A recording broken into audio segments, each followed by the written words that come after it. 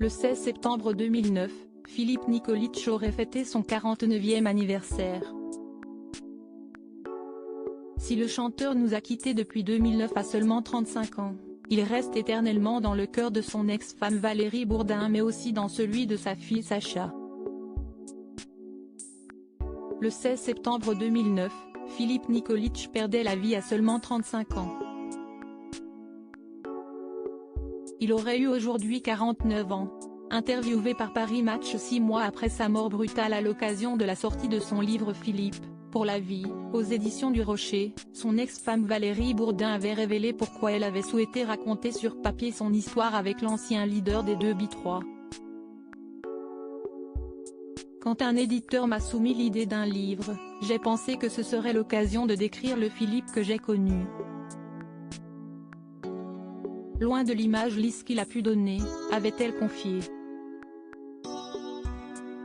Maman de Tanel, fruit d'une précédente union, Valérie a donné naissance en 2005 à Sacha, né de son amour avec Philippe.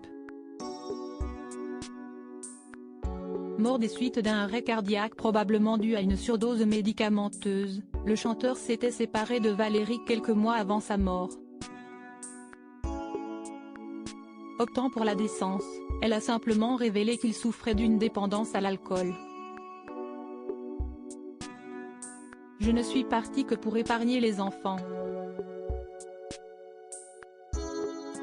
Sauver la cellule familiale était ma priorité. Je l'aimais. J'avais confiance en lui. Jusqu'au bout, j'ai cru en ses capacités à rebondir, avait-elle expliqué à Paris Match avant d'ajouter, Philippe a enchanté nos vies. Je ne saurais jamais pourquoi il n'a pas réussi à vaincre son addiction. Il est parti avec son secret. J'espère qu'il repose en paix.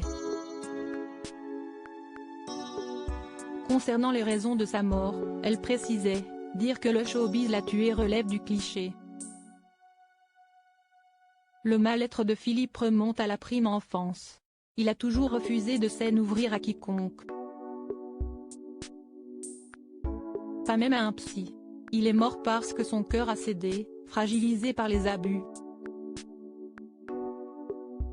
D'ailleurs il était devenu épileptique. Nostalgique de celui qu'elle considère comme l'homme de sa vie, elle avait également dressé un portrait sans fard du chanteur, en n'omettant pas de révéler ses petits défauts comme sa très grande jalousie mais aussi sa mauvaise foi. J'ai oublié de mentionner qu'il était mauvais perdant, au point de tricher pour gagner, avait-elle souligné. Par contre, Philippe Nikolić a toujours été la grande qualité d'être extrêmement protecteur avec son épouse. Au point même de renoncer à sa carrière pour rester à ses côtés. On apprenait ainsi qu'il avait refusé un énorme rôle de cinéma à 24 ans pour rester avec Valérie. On n'était ensemble que depuis 1 an, il aurait pu me quitter. Mais il a préféré boucler ses valises. Le rôle a échu à Antonio Banderas, avait-elle expliqué. Très peu d'hommes auraient été capables d'un tel sacrifice.